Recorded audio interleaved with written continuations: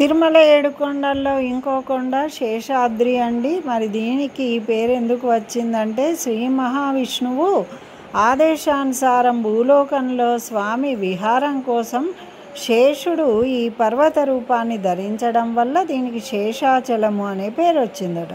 మరి శ్రీహరి వాయువుకు శేషునికి పందెం పెడతాడట.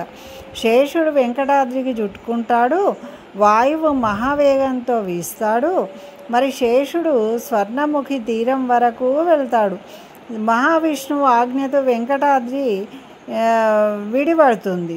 మరి శేషుడు అక్కడే తపస్సు చేయడం వల్ల శేషాద్రి అనే పేరు వచ్చింది. ఈ కొండకు గరుడాద్రి అనే పేరు కూడా ఉంది.